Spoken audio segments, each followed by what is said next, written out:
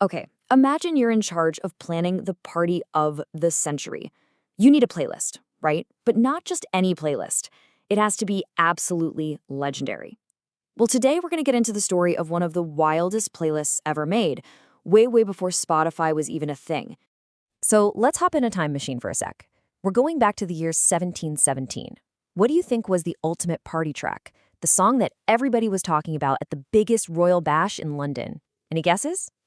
You're not going to believe this. It wasn't a song you could just stream. It was a massive piece of music called water music, and it was performed live by 50 musicians floating down a river on their own separate boat. Yeah, a floating orchestra. How insane is that? So why and how did this even happen? Let's get into it. All right, so first, we've got to set the scene. You need to understand just how over the top this royal river party really was. So picture it. It's a warm summer evening, July 17th, 1717. The King of England, George I, is cruising down the River Thames on his royal barge. But right behind him, there's this other boat just packed with a full-on orchestra. And for hours, they're blasting this brand new, high-energy music that was written just for this night. And the king? Oh, he was loving it. He basically kept shouting, play it again, all night long. So who was the genius behind this epic soundtrack? Let's meet the composer, a guy who was kind of a rebel and definitely not afraid to do his own thing. Meet George Frideric Handel. And this is like the classic story, right? His dad had his future all mapped out. Become a lawyer, get a safe, respectable job. But Handel? Nah, he had totally different plans. He was secretly practicing music because he was dead set on becoming a rock star composer.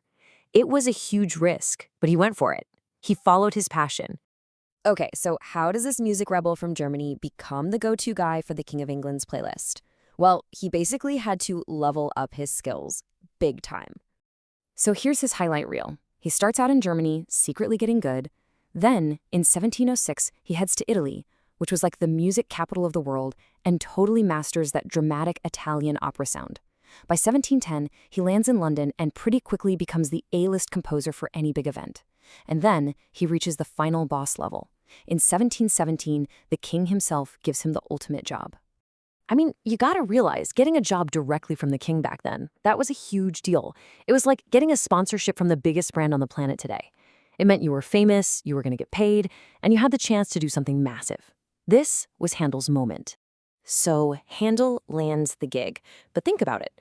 Writing music for an orchestra on a moving boat, that comes with some serious challenges. Let's look at how he basically hacked the whole situation. Okay, so Handel's style was known as Baroque. And honestly, the easiest way to describe Baroque music is just it's extra. It's over the top, it's packed with drama, tons of little details, and just bursting with energy. Perfect for a giant party on a river. So how did he solve the outdoor sound problem without any speakers? He was smart. First, he used really loud instruments, like trumpets and horns, to act like 18th century amplifiers. Then he dropped in these really energetic dance beats to keep the party vibe going strong. He even used this cool technique called counterpoint, which is kind of like a rap battle where different instruments are weaving their own melodies together at the same time. And, most importantly, he wrote these super catchy tunes that he knew the king wouldn't be able to get out of his head. So, the party was a smash hit. End of story, right? Nope, not even close. Why are we still talking about this piece of music hundreds of years later? This is what's so wild. It's the staying power. This wasn't some one-hit wonder. For more than 300 years, Handel's water music has been performed all over the world. Just think about that for a second. That is some serious longevity. And its influence is everywhere.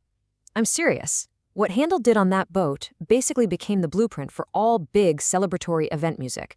The next time you're watching a movie and you hear that huge epic score swell up, or you hear the music at a royal wedding, you're basically hearing the legacy of water music. So, if you only take one thing away from all of this, let it be this. A lot of the time, great art happens when someone has to solve a really weird problem with a super creative solution. Handel didn't just write a good song. He answered the question, how do you make a floating orchestra sound awesome?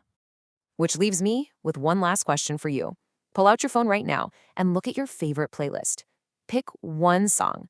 Which one do you think has what it takes to still be an absolute banger over 300 years from now? Seriously, think about it.